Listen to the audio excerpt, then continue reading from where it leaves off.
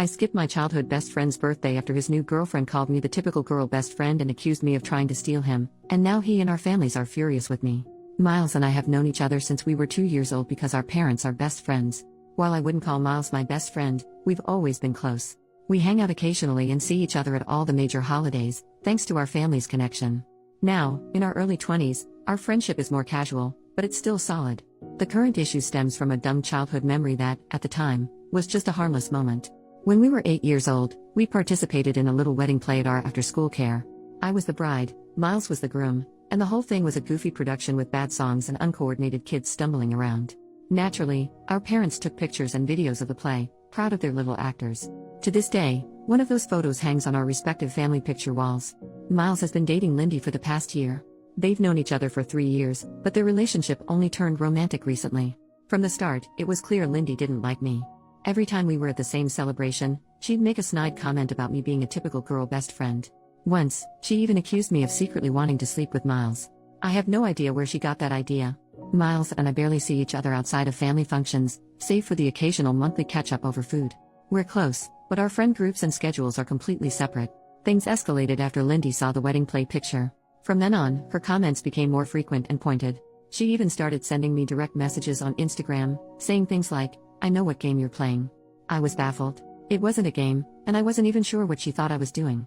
I tried talking to Miles about it. He told me to just give her time, which felt dismissive but also like the easiest option. Then came Miles' birthday party last Saturday.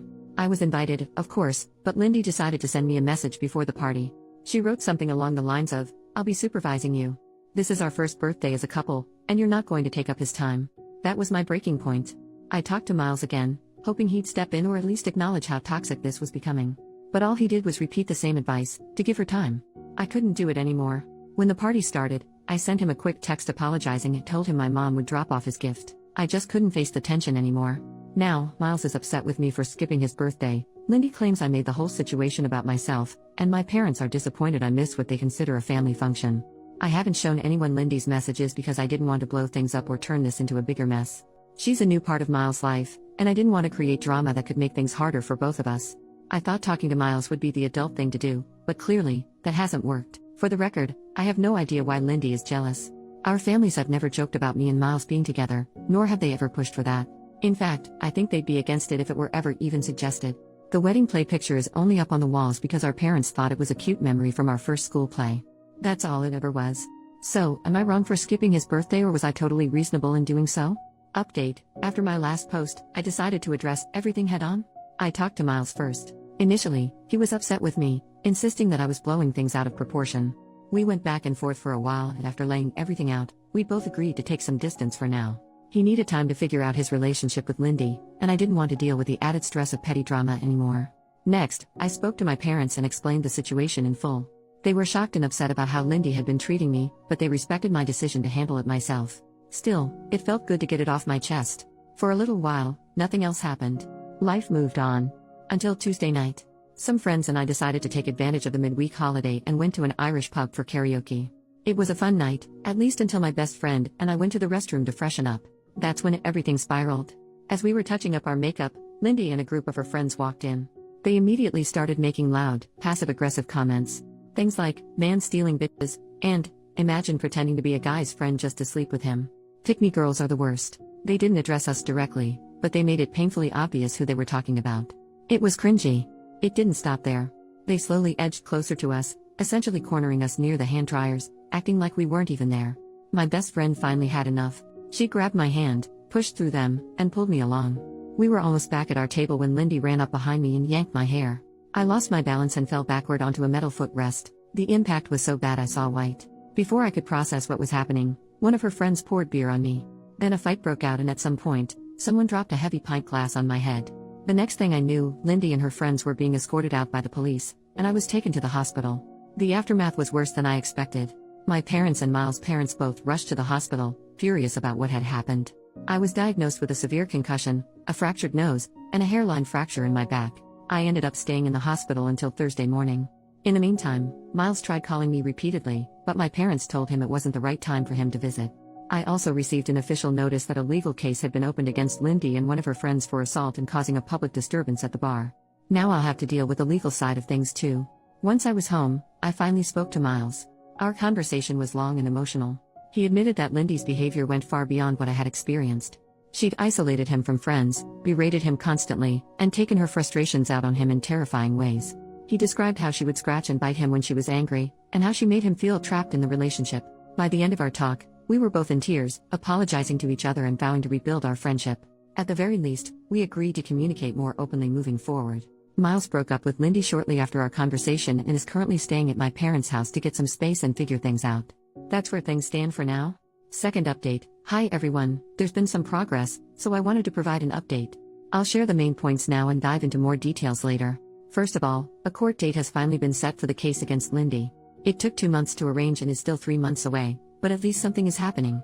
Our lawyer has explained that, as a first-time offender, Lindy is unlikely to face jail time. If she does, it would probably be no more than 3 months. More likely, she'll have to pay a fine equal to 100 days of her income or something similar. I've left all of this in my father's hands. I simply don't have the energy or the headspace to deal with it myself. There's also a second legal case underway, this time tied to my health. What started as a hairline fracture in my back has developed into a chronic condition. I'm in daily pain. Some days are better than others, but there hasn't been a single day where I've been completely pain-free. As a result, I've been unable to work. For now, my insurance is covering 75% of my former income, and my workplace is making up the difference. However, it's likely that I'll be let go soon, as I can't return to my job. Because of this, my insurance company has filed a claim against Lindy to recover my lost wages. Right now, I'm not in contact with Miles. While I initially tried to support him, the reality of being disabled because of his jealous ex-girlfriend has left me feeling bitter. I recognize that he was also a victim in all of this, but I can't help but blame him, at least in part, for what's happened to my life. I'm working through these feelings in therapy and trying to find ways to move forward. To cope, I've taken up some new hobbies and started writing more. I'm also exploring online classes and courses to keep myself engaged and motivated as much as one can in my shoes. One bright spot in all of this has been Miles' parents, who have been incredibly supportive. His mother in particular, has been a godsend. She's gone above and beyond to help me, volunteering to drive me everywhere I need to go. We've even become friends and went to see Deadpool and Wolverine together recently. As a stay-at-home wife, she has the time to offer, and her kindness has meant the world to me. Interestingly, one of Lindy's friends reached out through my lawyer, offering to testify against her. She also sent a letter apologizing for her role in everything. According to her, Lindy had convinced their friend group that I was bullying her and had even claimed that Miles cheated on her with me in the past. That revelation shed a lot of light on Lindy's behavior and the toxic bull crap she'd been spreading. That's where things stand for now. I'm doing my best to heal and move forward, but it's a slow and difficult process. Take care of yourselves, and always shield your back. New update. Hey everyone. So, here we are again, and honestly, I'm just exhausted. Things have progressed, but this whole ordeal feels like it will never end. The first court date came and went. It was my insurance company versus Lindy, and, no surprise, she lost. She's now responsible for most of my lost wages, which is some relief I guess. Thankfully, I didn't have to be there the entire time, because I've had enough of this circus. As for the criminal case, it's still up in the air whether it will even go to trial.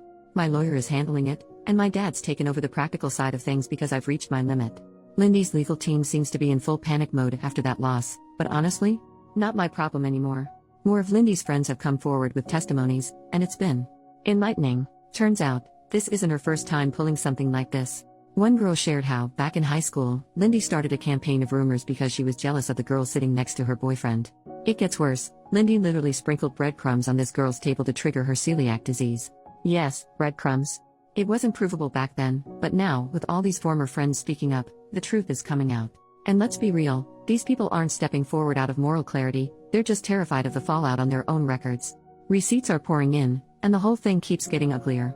Now let's talk about Miles, because that's another disaster. We're still not speaking, and for good reason. It turns out he's known for a while that Lindy was threatening him. She told him bad things would happen if he didn't cut me off and stop his parents from talking to me. And what did he do? He laughed it off, assuming she just meant breaking up with him. Nope, she was dead serious. She even started stalking me and one of his cousins, making fake profiles to send cryptic messages. And what did Miles do then? He talked her down. That's it. He let her spiral, and now I'm the one left dealing with the fallout. I'm furious. He knew she was unhinged and didn't do anything meaningful to stop her. His dad finally stepped in and dragged him to the police to file reports about everything. They've gathered evidence, including screenshots from when Lindy stalked his cousin and photos of injuries from when she got physical with Miles. At least something is being done now, but it's too little, too late for me. As for Lindy, she's gone quiet, except on TikTok of course. My friends keep sending me her cringy videos, and it's honestly disturbing. She's pretending like nothing is happening, posting trendy videos with her new boyfriend. From what I hear, she's living at his place now, probably because her parents cut her off. And the boyfriend? Well, my friend did some digging, and let's just say he fits her type. As my grandma likes to say, there's a lid for every pot. On the health front, things are still rough. My pain hasn't improved, and now it's radiating to my left hip. I'm waiting for a surgery appointment, which looks like it'll happen in early 2025. Most days, I feel like I'm held together with duct tape. On the bright side, I've made a few friends among the nurses. One of them even braids my hair, which is sweet. I'm also seeing a physiotherapist, though at this point it's mostly for massages to manage the pain. They suggested pool exercises, so now I'm in an aqua aerobics class for seniors. Honestly, the old ladies are a riot, except for one who always looks miserable, but I can't judge because I kind of get it. One piece of good news, I finally got approved for a wheelchair. It's been a game changer. Now I can go out with my friends without feeling like my body is going to collapse after an hour. I've also started taking some university courses for fun and playing way too much Fallout. So, there's that. And that's where things stand. It's still a mess, but I'm doing my best to get through it. Thanks for sticking around. I've really appreciated all of your comments and letting me vent.